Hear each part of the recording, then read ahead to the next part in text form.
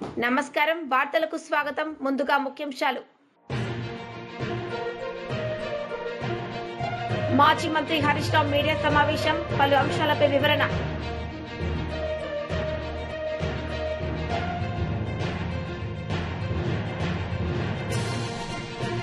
మాజీ మంత్రి బొత్స సత్యనారాయణ మీడియా సమావేశం పలు అంశాలపై వివరణ మాజీ మంత్రి హరీష్ రావు మీడియా సమావేశం నిర్వహించారు. సందర్భంగా పలు అంశాలపై ఆయన మాట్లాడారు.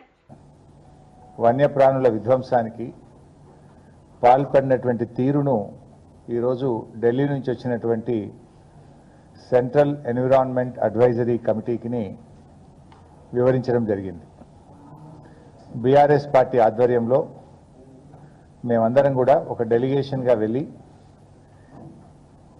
ఈ రాష్ట్రంలో ఏ రకంగా అడవుల విధ్వంసం జరుగుతూ ఉంది, వన్యప్రాణుల పట్ల ఎంత దారుణంగా ఈ రాష్ట్ర ప్రభుత్వం వ్యవహరిస్తూ ఉందనేటువంటి విషయాల్ని డీటెయిల్డ్గా కమిటీకి అన్ని డాక్యుమెంట్లతో ఆధారాలతో 11 పేజీల రిప్రజెంటేషన్ ఇవ్వడం జరిగింది. దాదాపు 200 పేజీల డాక్యుమెంట్స్ అన్ని కూడా వారికి సబ్మిట్ చేయడం జరిగింది. కమిటీ కొన్ని క్వశ్చన్స్ కూడా మమ్మల్ని వేశారు. వాటన్నిటికీ కూడా మేము ఆన్సర్స్ ఇచ్చాం. కొన్ని డాక్యుమెంట్స్ కూడా వారికి ఇవ్వడం జరిగింది. ముఖ్యంగా ఈరోజు మనందరం కూడా చూస్తూ ఉంటాం, రాష్ట్రంలో ఒక పేద రైతు తన పొలంలో ఉన్న చింత చెట్టో యాప చెట్టో కొట్టుకుంటే ఎంఆర్ఓ ఎస్ఐ పోయి ఆ ట్రాక్టర్ను సీజ్ చేస్తారు, పోలీస్ స్టేషన్ తీసుకుపోతారు, ఆ రైతు మీద కేసులు పెడుతుంటారు, లక్షల రూపాయల పెనాల్టీ వేస్తుంటారు. మరి ఇక్కడ వేలాది చెట్లు వందలాది ఎకరాల్లో నరుకుతూ ఉంటే ఏం చేస్తున్నట్టు, రెవెన్యూ వ్యవస్థ ఏం చేస్తున్నట్టు, ఫారెస్ట్ డిపార్ట్మెంట్ ఏం చేస్తున్నట్టు, ఎందుకు కళ్ళు మూసుకున్నారు? అంటే పేద రైతుకో న్యాయం, రేవంత్ రెడ్డికో న్యాయం ఉంటుందా? న్యాయం అనేటువంటిది, చట్టం అనే దానికి అది ముఖ్యమంత్రి అయినా ఒక రైతు అయినా అందరూ సమానమే.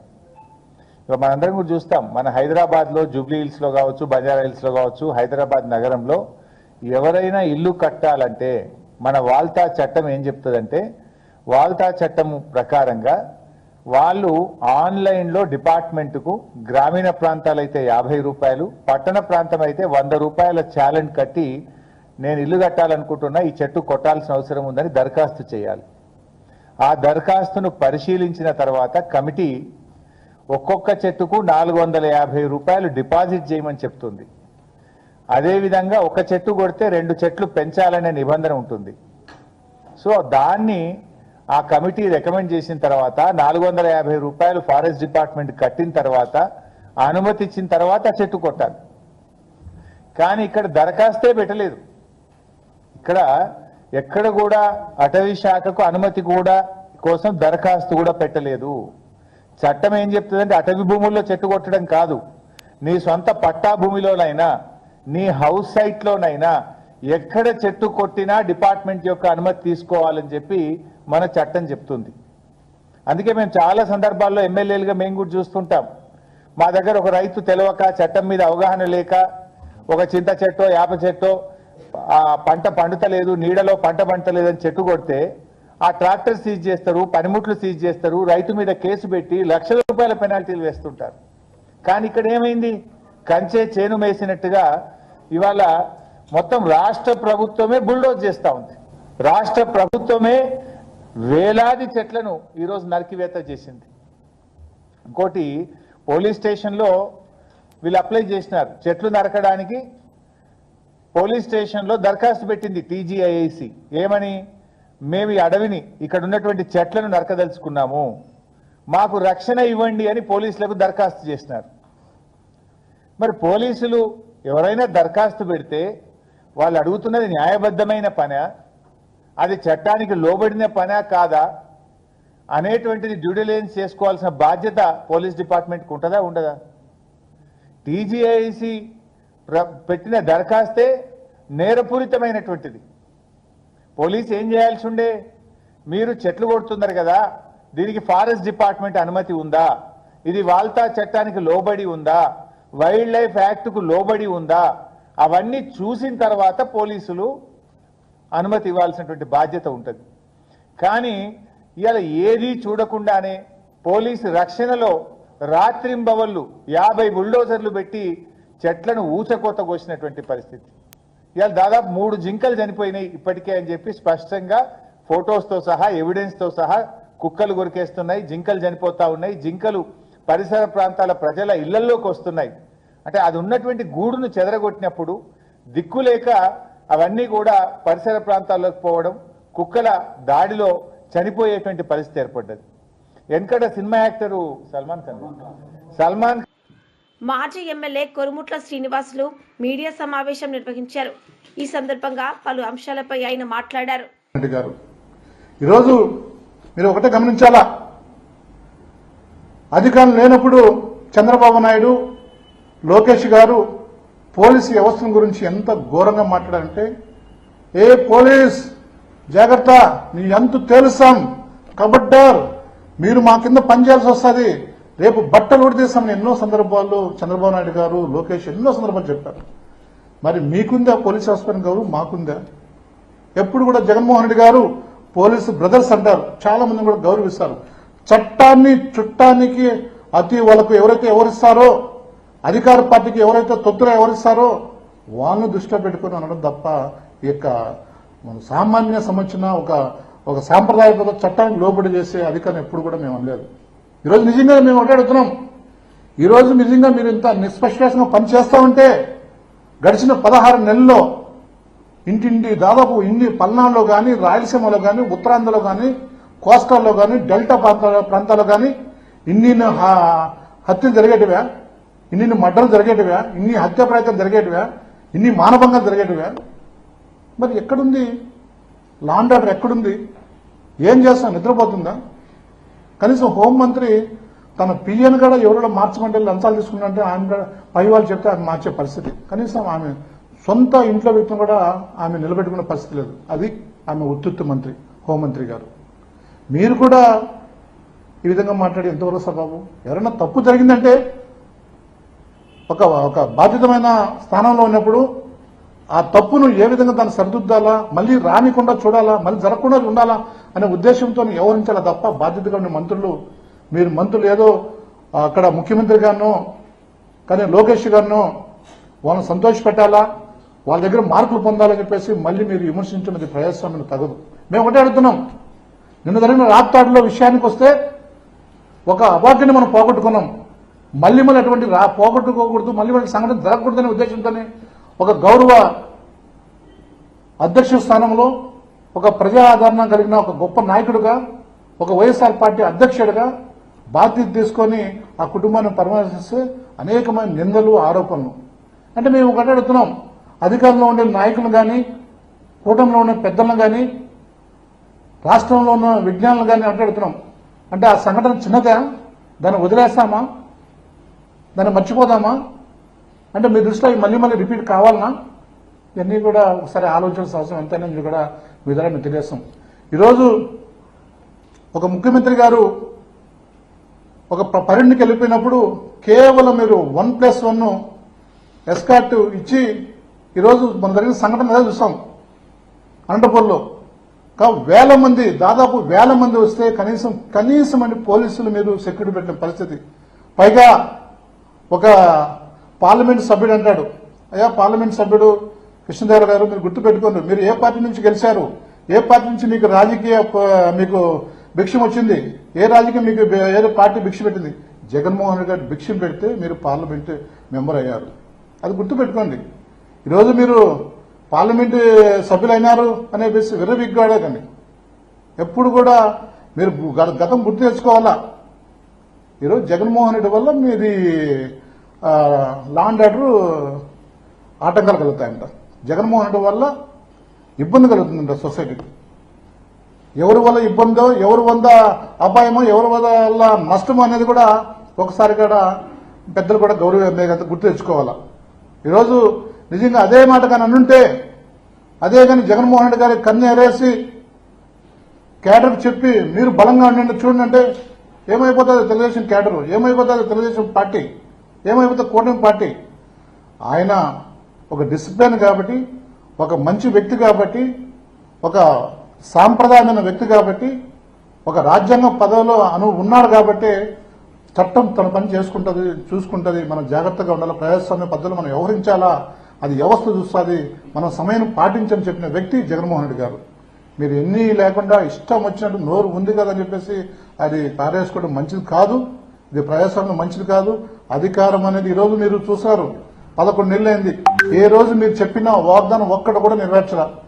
ఏ రోజు కూడా మీరు చెప్పిన సూపర్ 6 కదా, కనీసం ఒకటంటే ఒకటి కూడా ప్రజలు ఈరోజు గ్రౌండ్ కానీ పరిస్థితి మనం చూస్తున్నాం. ఎక్కడ కానీ ఈరోజు ప్రజలందరూ కూడా ఇబ్బంది పడుతున్నారు. ముఖ్యంగా మహిళలు, వీకర్ సెక్షన్లు, డ్వాక్రా మహిళలు, రైతాంగము, యువత అనేకమైన కూడా మీరు ఇచ్చిన ఎన్నికలు ఇచ్చిన మీరు వాగ్దానాలు ఏ ఒక్కటి కూడా నెరవేర్చాల. పూర్తిగా అది మొత్తం టోటల్ గా డ్యామేజ్ అయ్యే పరిస్థితి ఉన్నది. ఎన్ని కూడా ప్రజలు దృష్టిలో పెట్టుకున్నారు. అంత ఈజీగా మర్చిపోరు. మీరేదో సంకల గుద్దుకొని మేము ఉన్నాం అధికారం అని కదా. అధికారం ఎప్పుడు శాశ్వతం కాదు. ప్రజలే ఈ ప్రజాస్వామ్యంలో ప్రజలే ప్రభువులు, వాళ్ళే రారాజులు, వాళ్ళే దేవుళ్ళు. ఏదైతే వాళ్ళ యొక్క తీర్పిస్తారో అదే మ్యాండేట్. ఖచ్చితంగా రాబోయే రోజులు ఖచ్చితంగా ఈ రోజు ప్రజల పక్షాన్ని ఎవరైతే పోరాడతారో, ప్రజల పక్షాన్ని ఎవరైతే ఉంటారో, ప్రజలకు ఎక్కడైతే భరోసా ఇస్తారో, ప్రజలకు ఎవరికైతే నమ్మకంగా ఉంటారో ఖచ్చితంగా ప్రజలు కూడా దాన్ని అన్వేషిస్తున్నారు. తప్పని చేశాము. రాబోయే కాలం ఖచ్చితంగా తీర్పు మరోలాగా ఉంటుందని కూడా ప్రజలు. BJP leader Eleti Maheshwar Reddy media సమావేశం నిర్వహించారు.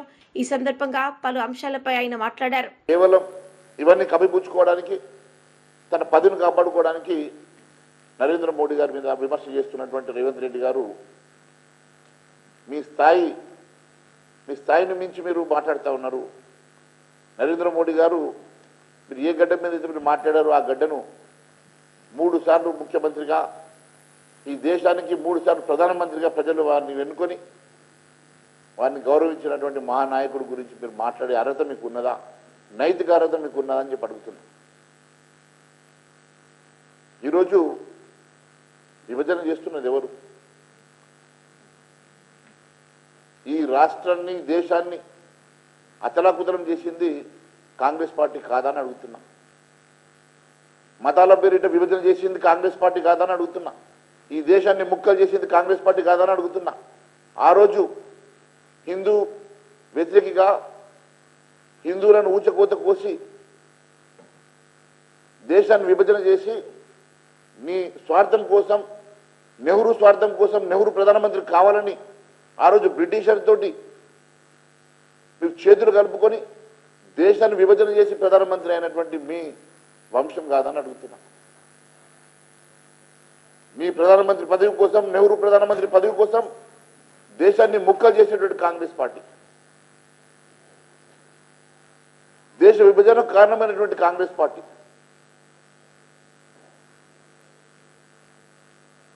మతాల పేరు మీద విభజన చేసినటువంటి కాంగ్రెస్ పార్టీ, ఆ రోజు కొన్ని లక్షల మంది హిందువులను ఊచకోత కోబడినటువంటి ఆ అంశం ఇంకా ప్రజలు మర్చిపోలేదు. అలాంటి మీరా ఈరోజు మాట్లాడేది విభజన గురించి, వివక్ష గురించి. నేను ఒకటే అడుగుతా ఉన్నాను, బహుశా రేవంత్ రెడ్డి గారికి చరిత్ర తెలియదా, లేకుంటే చరిత్ర మర్చిపోయిండో కానీ ఇంకా దేశ ప్రజలు చరిత్ర మర్చిపోలేదు.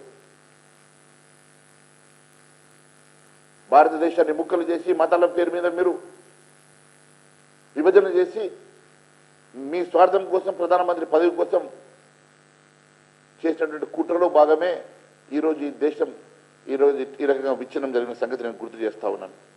భారతీయ జనతా పార్టీ అంటే ప్రజలకు తెలుసు ఒక దేశభక్తి పార్టీ అని. దేశం కోసం, ధర్మం కోసం, ఈ దేశాన్ని అభ్యున్నతి స్థాయిలో తీసుకెళ్లడం కోసం భారతీయ జనతా పార్టీ ఆవిర్భవించిన నుంచి పనిచేస్తున్న సంగతి ప్రజలకు తెలుసు. కాబట్టే ఈరోజు 3వసారి కూడా భారతదేశ ప్రధానమంత్రిగా నరేంద్ర మోడీ గారిని గెలిపించే సంగతి గుర్తు చేస్తా ఉన్నాను. ఈరోజు ఇలాగైనా పదవి కాపాడుకోవాలని ఆకాంక్షతో నువ్వు మాట్లాడితే ప్రజలు అమాయకులు కాదు. ప్రజలన్నీ గమనిస్తా ఉన్నారు. నేను ఒకటే అడుగుతా ఉన్నాను,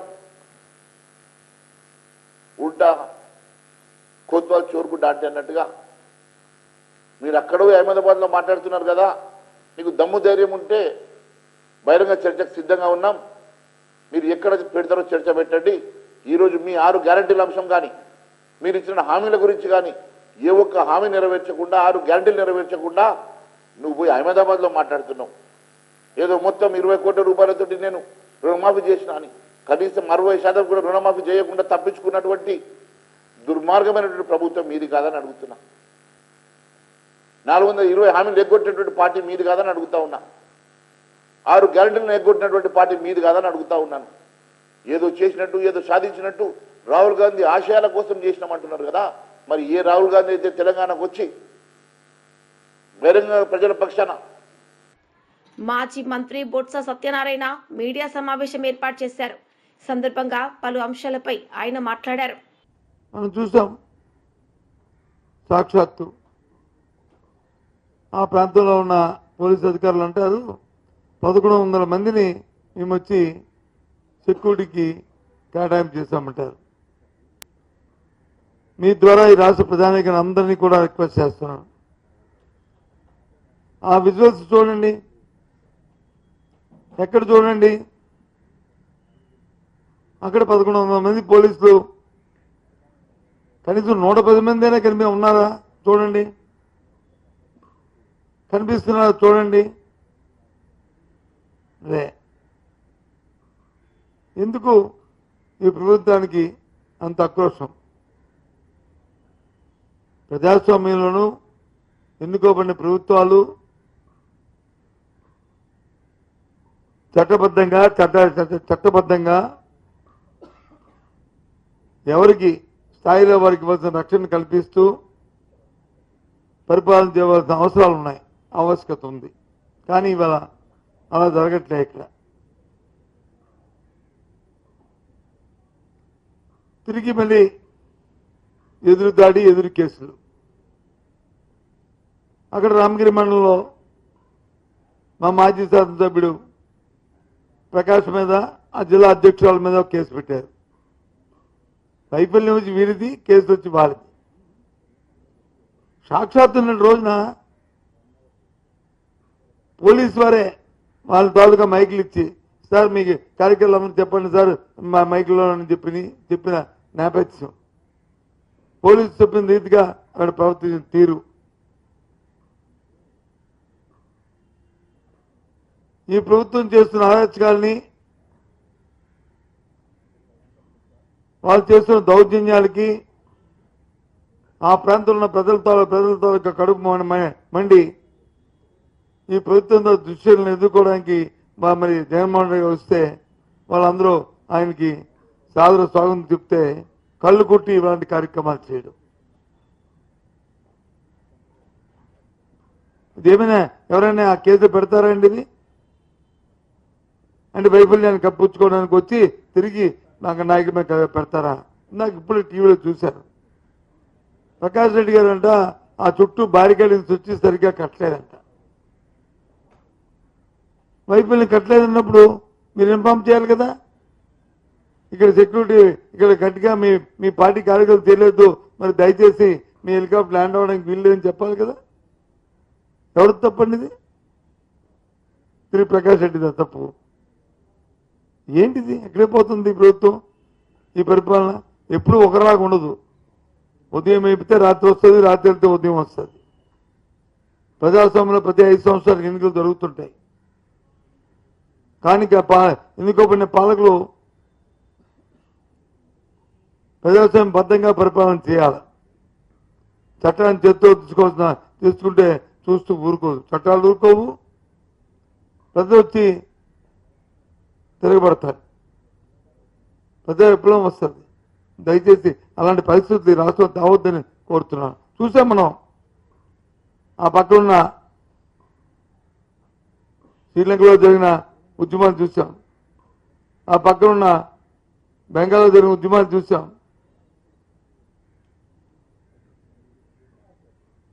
ఏ ఒక్కరు కూడా చూస్తూ అది తప్పది.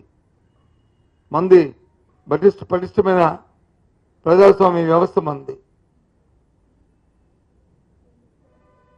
ఆ బద్ధంగా వెళ్ళాలి, వ్యవస్థ వచ్చి మనం చిన్నాభిన్నం చేయడానికి వీల్లేదు, ఎవరికి హక్కు లేదు. ఇవాళ కాదు, రామగిరే కాదు, అంతకుముందు నంద్యాల మహానంది అక్కడ, అంతకుముందు గుంటూరు మిచ్చాటికి వెళ్ళారు అక్కడ. ఎక్కడికి వెళ్ళినా మళ్ళీ పైపెచ్చు హెలికాప్టర్కి వచ్చేది హెలికాప్టర్ ఏ విధంగా ఎగిరింది అని అడుగుతున్నారు, పైకి లేచింది అడుగుతున్నారు. ఓ విఐపీ వెళ్తున్న హెలికాప్టర్కి ఏం చిన్న లోపం జరిగి national spokesperson Shehzad Poonawala media సమావేశం నిర్వహించారు. సందర్భంగా పలు అంశాలపై ఆయన మాట్లాడారు. एजेंसीज, हमारी anti terror agencies, prosecution agencies और इंटेलिजेंस एजेंसीज को एक बहुत बड़ी उपलब्धि और जीत हासिल हुई है। जब मुंबई का हत्यारा 26/11 आतंकी हमले का सबसे बड़ा साजिशकर्ता माना जाने वाला और 160 लोगों से अधिक निर्दोषों के गुनहगार को उसके गिरेबान पर उसकी गर्दन पकड़कर उसे 7 समंदर पार भारत के अंदर घसीटकर न्याय के पथ पर और न्याय की दहलीज पर लाने का काम आज किया जा रहा है। तहव्वुर राणा का जो एक्सट्रेडिशन है, इसका जो प्रत्यर्पण है, ये कोई आम एक्सट्रेडिशन या आम प्रत्यर्पण नहीं है।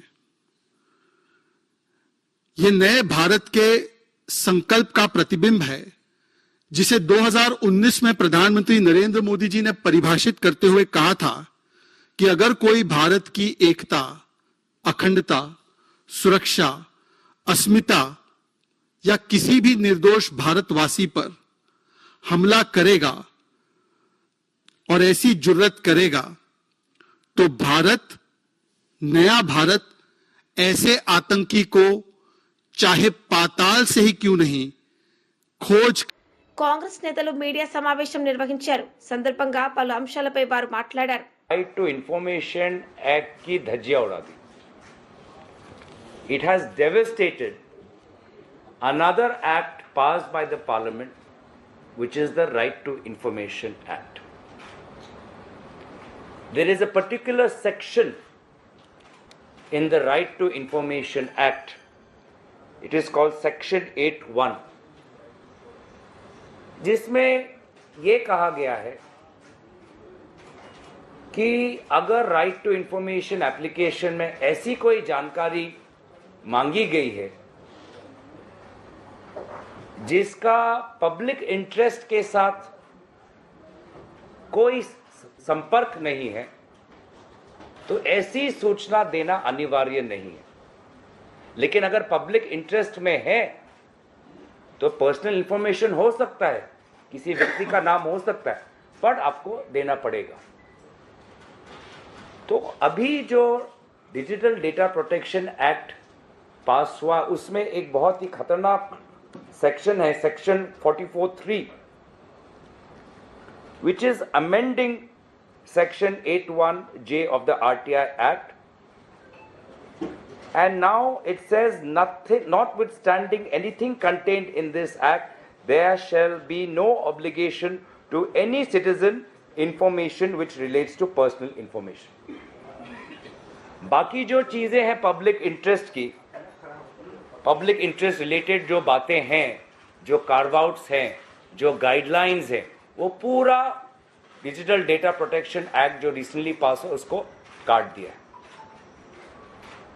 तो कल अगर आप जानना चाहते हैं कि बिहार में जो विभिन्न जो पुल बनाए जा रहे हैं, पुल टूटे जा रहे हैं, ये पुल अधिकारियों ने किस कॉन्ट्रैक्टर को दिया, कौन है वो कॉन्ट्रैक्टर?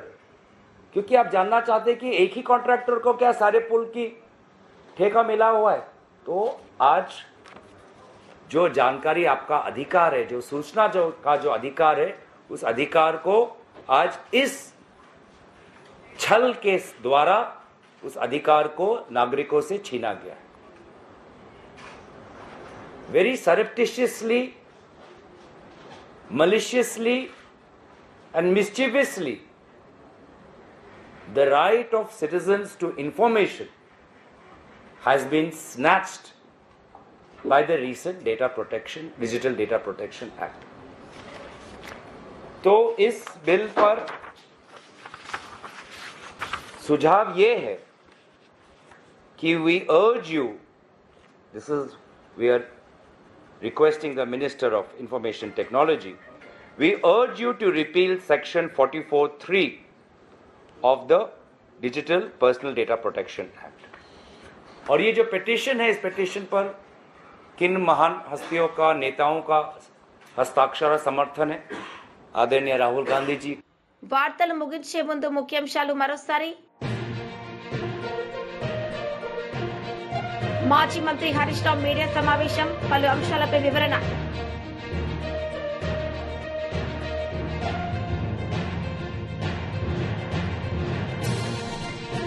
మాజీ మంత్రి బొత్స సత్యనారాయణ మీడియా సమావేశం, పలు అంశాలపై వివరణ. ఈ వార్తలు ఇంతటితో సమాప్తం. తిరిగి ప్రసారమయ్యే వార్తల్లో మళ్ళీ కలుద్దాం. అంతవరకు సెలవు. నమస్తే.